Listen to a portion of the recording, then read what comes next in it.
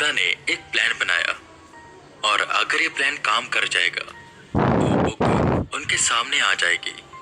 पर ये जितना आसान वेदा को लग रहा था उतना आसान है या नहीं ये वो खुद नहीं जानते थे, क्योंकि वो बुक तभी आती है जब सामने आता है उस परिवार का कोई शख्स जो पहले उस मेंशन में रहता था। किसी को नहीं पता था कि प्रिया उसी परिवार की है, इसलिए जब प्रिया उस मेंशन में गई तो वो बुक उसके सामने आ गई। खैर, आर्यन अभी तक ये सोच रहा था कि वेदा ने आखिर प्लान क्या बनाया है। बस वेदा ने इतना कहा था कि उन्हें जाना है प्रिया के फ्लैट में कोई सामान लेने। प्रिया के फ्लैट की चाबी कार में ही रखी हुई थी और कार थी राहुल की, तो राहुल से उन्होंने चाबी ली और वो पहुंच गए सीधा प्रिया के फ्लैट में। आर्यन ने दरवाजा खोला तो प्रिया का रूम काफी अच्छा सजा हुआ था। हर चीज उसने अच्छे से रखी हुई थी। उसके कमरे में पूरी साफ सफाई थी। सर देखिए, प्रिया ने अपना कमरा कितना साफ रखा हुआ है। इस कमरे में एक अलग सी खुशबू है।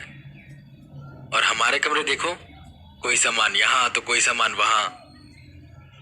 आर्यन के चेहरे पर अजीब सी मुस्कान थी, जिस पर वेदा बोली, क्या सफाई आर्यन, मुझे जो सामान चाहिए था वो शायद मुझे मिल ही नहीं पाएगा। हताश होकर उसके ड्रेसिंग टेबल के सामने पहुंचे जो पूरा साफ था।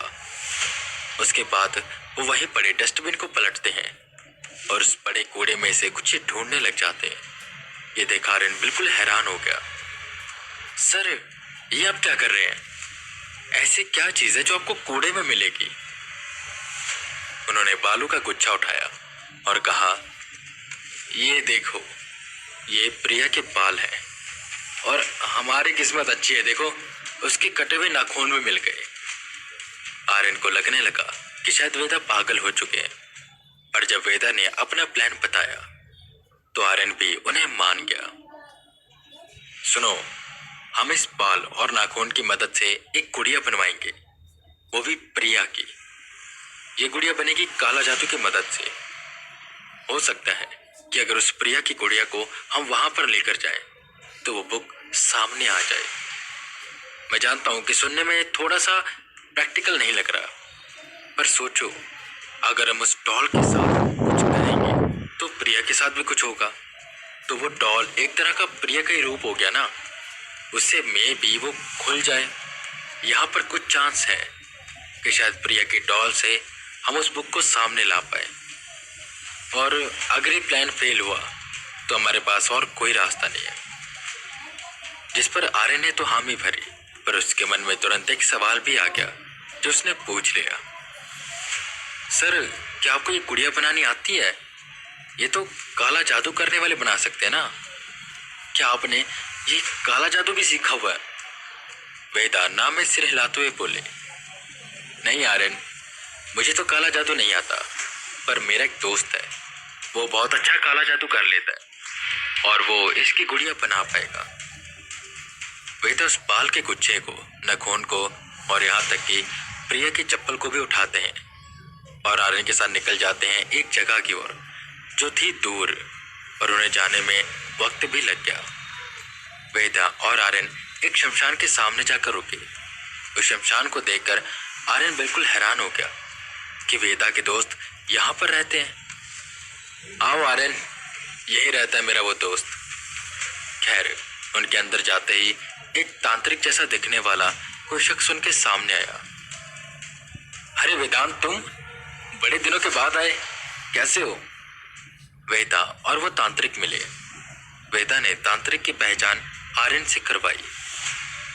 ये मेरा साथी है आर्यन, और आर्यन ये है मेरे बहुत अच्छे दोस्त रहजवान, और मेरे दोस्त होने के साथ साथ बहुत अच्छे तांत्रिक भी हैं। मतलब सच में अच्छे हैं। वो नहीं जो लोगों का नुकसान करने के लिए उन्हें बेवकूफ़ बनाते हैं। इन्होंने काले जादू पर स्टडी की है और उसका हम अच्छा उपयोग कैसे करें उसके ऊपर रिसर्च कर रहे हैं। ये हमारी मदद कर सकते हैं। पहचान हो गई, जिसके बाद वेदा ने मेन बात करी। पहले उन्होंने उस तांत्रिक को सारी बात बताई और फिर कहा, मैं प्रिया के बाल और नाखून और साथ साथ चप्पल भी लेकर आया हूँ। तुम इसकी गुड़िया तो बना सकते हो ना? और जो मैं प्लान बना रहा हूँ, क्या वो संभव है? जिस पर वो तांत्रिक काफी देर तक सोचता है और कहता है, हाँ वेदांत, संभव तो है, पर मैं इसे इतनी जल्दी नहीं बना पाऊंगा। तुमको रात का इंतजार करना पड़ेगा, और मटका भी नहीं है मेरे पास, और उड़द की दाल भी चाहिए। ऐसा करो, तुम उड़द की दाल और मटका ले आओ, तब तक मैं बाकी तैयारी करता हूँ। इस गुड़िया को बनाने के लिए काफी विधियां करनी पड़ेंगी हमें। ये सुन वेदा और आर्यन वहां से निकल गए सामान लेने के लिए। सर, रात को क्या उड़द की दाल बनेगी जो ये उड़द की दाल मंगवा रहा है? जिस पर हंसते हुए वेदा बोले, अरे आर्यन, तुम भूल गए क्या? किसी की भी गुड़िया बनाने के लिए पहले उसके बाल या नाखून चाहिए होते हैं, या उसके जिस्म से जुड़ी कोई भी चीज। फिर शमशान में रात के समय एक मिट्टी के मटके में उड़द को उबाला जाता है, उसको फिर आटे की तरह गूंदा जाता है, और फिर उससे एक गुड़िया बनाई जाती है जिसके ऊपर नाखून और वो बाल लगाए जाते हैं। पर हाँ, इसके साथ साथ उस शख्स को उस शमशान में रात के समय नग्न अवस्था में बैठना पड़ता है और मंत्रों का जप करना पड़ता है। और मेरा दोस्त इन सब चीजों में माहिर है, वो कर लेगा, तुम चिंता मत करो। वो सामान ले आए। रात हो गई। इस प्रक्रिया में वेदा और आर्यन को वहां पर रुकना नहीं था, तो वो होटल में चले गए। और जब सुबह हुई, वो सीधा शमशान में पहुंचे, और वहां पर जो उन्होंने देखा उससे वो दंग रह गए। वेदा के उस दोस्त को किसी ने बेरहमी से मार दिया था। वो बिना कपड़ों के था। उसके शरीर पर कुछ लिखा हुआ था जो समझ नहीं आ रहा था, और ये वही भाषा में लिखा हुआ था जिस भाषा में वो किताब थी। उसके हाथ में वो गुड़िया थी, और देखने में ऐसा लग रहा था जैसे वेदा के दोस्त का किसी ने गला पूरा मरोड़ दिया हो। पर कौन था वो? वेदा उस भाषा को देखने लगी। अक्षराज, क्या तुम मुझे ये बता सकते हो इस पर क्या लिखा है? जिस पर थोड़ी देर तक अक्षराज कुछ नहीं बोला। वेदा ने फिर से पूछा, अक्षराज, बता सकते हो या नहीं, बस मुझे इतना बता दो। जिस पर अक्षराज ने जवाब दिया, वेदांत, मैं तुम्हें नहीं बता सकता इस पर क्या लिखा है, पर हाँ, पूरा नहीं बता सकता। शुरुआती कुछ लाइनों में क्या लिखा है मैं ये बता सकता हूँ। वेदा हैरान हुई कि आखिर ऐसा क्या लिखा है जिसे बताने से अक्षराज भी डर रहा है। बताओ, वेदा ने कहा। इस पर अक्षराज ने बोलना शुरू किया। इस पर लिखा है कि तुम जो भी हो, मेरे पास आने की कोशिश मत करो।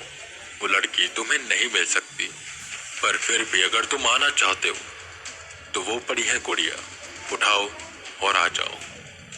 चाहता तो मैं इसे कब कब मार देता, ये तो गुड़िया भी ना बना पाता। मैंने इसे गुड़िया बनाने दिया ताकि मैं तुम्हें एक मौका दे सकूं। वेदांत, इसके आगे की लाइन मैं तुम्हें पढ़कर नहीं सुना सकता, पर हाँ, तुम जाना मत। वो लड़की जिसके कब्जे में है, हम उससे लड़ नहीं सकते। आगे की लाइंस सिर्फ मेरे लिए, उसमें सिर्फ मेरे लिए चेतावनी है। और हाँ वेदांत, जिसने भी ये लिखा है, ये कोई आम डीमन नहीं है। मेरी राय तो यही है कि इस मिशन को यहीं पर खत्म कर दो। वेदा हताश हुए। उन्होंने ये सब आर्यन को बताया। आर्यन भी काफी उदास हो गया। सर, रहने दीजिए। प्रिया के वैसे भी मम्मी पापा हैं नहीं, और उसका परिवार भी नहीं था। अकेली थी वो। हम बस दोस्त ही थे उसके। पर कब तक हम रहेंगे? कभी ना कभी हम भी अपनी लाइफ में बिजी हो जाएंगे। वो अपने परिवार के पास ही चली गई है, हम ये मान लेंगे। मैं उसके लिए आपकी जान खतरे में नहीं डाल सकता। अभी आपको और मुझे काफी लोगों को बचाना है।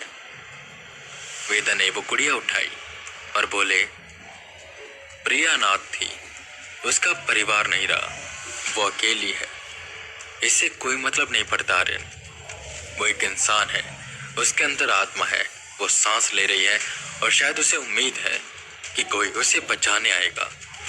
और शायद वो भगवान से यही प्रार्थना कर रही होगी कि वो किसी तरह इस मुसीबत से निकल जाए। और ऐसे में मैं कैसे पीछे हट जाऊं? मेरा दोस्त मारा गया है, उसकी आत्मा मुक्त नहीं हुई है, वो भटक रही है। एक मिनट, उसकी आत्मा भटक रही होगी। मैं उससे पूछ सकता हूँ कि उसने क्या देखा और यहाँ पर क्या क्या हुआ था।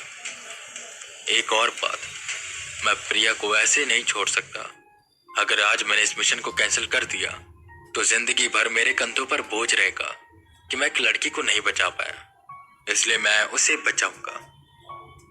आर्यन ने भी वेदा के साथ चलने को कहा। सर, मैं भी आपके साथ चलूंगा, हम साथ में लड़ेंगे उससे। जिस पर वेदा उसे रोकते हैं। नहीं आर्यन, इस मिशन में हमारा सफर यही तक था, तुम अपने घर जाओ, मैं उससे निपट लूंगा। बस तुम ये हो सकता है। नहीं आर्यन, तुम बचकर रहना, वो तुम्हें भी मार सकता है। अगर उसने शमशान में मेरे दोस्त को मार दिया तो तुम तो कुछ भी नहीं हो। मैं जा रहा हूं उसकी आत्मा से मिलने, उससे पूछूंगा कि उसने क्या देखा और यहाँ पर क्या हुआ। फिर उसके बाद मैं जाऊंगा मैंशन, और कल होकर रहेगा आर या पार। मैं आखिरी सांस तक उससे लड़ूंगा और बिना प्रिया को वापस लिए वापस नहीं आऊंगा। ये मेरा वादा है। वेदा जोश से पूरे भर चुके थे। पर क्या अक्षराज की सलाह को और उस डीमन की वार्निंग को इग्नोर करना सही है या गलत?